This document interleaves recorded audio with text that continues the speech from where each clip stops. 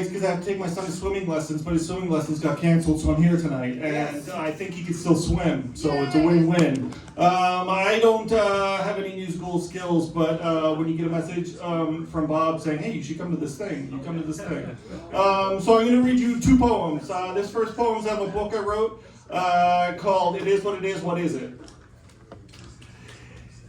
In this scenario, we're all going to make it, and the fires have been put out. In this scenario, it's hot, but like early July hot, not Dante's Inferno wet t-shirt contest hot. In this scenario, we're all sleeping fine, and backs don't ache, and eyeballs don't jump out windows. In this scenario, I am haunted inside too. In this scenario, my outer goth and inner hermit are locked in a Mad Maxian missionary position. In this scenario, this is the best kind of hard it's ever going to be. In this scenario, we don't need to lie on the floor to ease the pain or unwind or have booze dropped off like an orphan in a picnic basket in front of the fire station. In this scenario, we smoke weed for fun and not to dull the knife is far too murdery in this scenario and can leave you needing stitches if you're within 6 feet of it in this scenario. In this scenario, we are brave enough to wear white t-shirts and not wear hats, and we never lied about our height or our weight or our diet or our general level of fitness. In this scenario, we're fine with how we look and sound and walk and dress and sweat and cry and laugh and sleep. In this scenario, I saw all of my favorite artists live before they died of a disease, an addiction, a killing themselves. In this scenario, that last part doesn't sound like I made these strangers' deaths about me and my Indian slug needs. In another possible scenario, I did not need to make a joke about that to feel comfortable in front of you. In this scenario, our neighbors have never made a peep through the walls and we've never been traumatized. In this scenario, none of our loved ones have ever had track marks or gone through withdrawal, and therapy is free and personal days aren't embarrassing to ask for at work. In this scenario, everything works out the way you want it to. Concerts start on time and finish by 11 p.m. There is a vaccine for hangovers. There is a stretch that cures grief. Your kid has never felt scared and you've always felt safe, and your guardian angel is the color of a kryptonite lock or the shape of a Rottweiler or smells like the honey that killer bees make, and we don't need to keep making up fantasy worlds.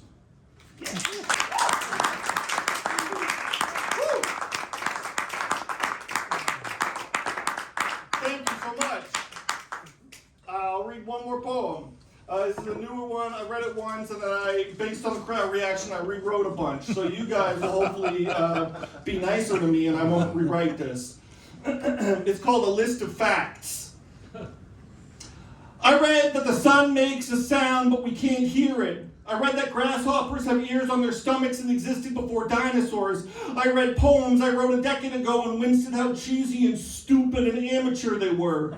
I read a birthday card from my son, cover to cover, all 9 words of it 10 times in a row. I read that bananas might go extinct and are radioactive. I read that Dr. Kevorkian used to kill people with potassium and that bananas have a lot of that in it. I read a text message over and over and over and over again when it hit me that I would never get a text back from that somebody, and wondered if I should have written something else or sent something funny. I read that comets smell like rotten eggs. I read sentences missing words, but my brain filled in the gaps. I read that snails have thousands of teeth. I read wedding vows, and I read separation and joint custody agreements. I read bedtime stories for years and asked what book I should read tonight at bedtime, only to be told that you'd rather read to yourself because you're bigger now. And I read that there's no flavor without saliva. I read that there's lasers that can be trapped underwater. I read how lucky I was that I didn't die when I fell through the ice as a kid, and I lost my running shoes and that one flannel coat.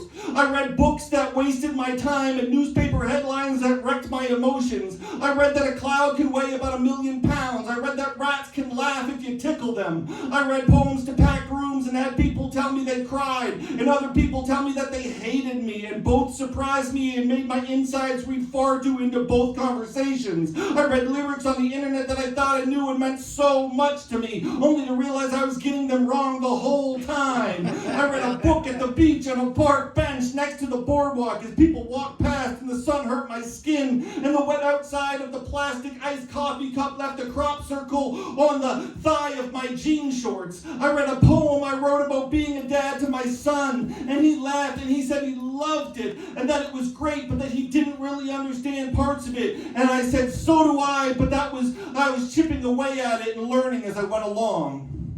Thank you so much. Yeah!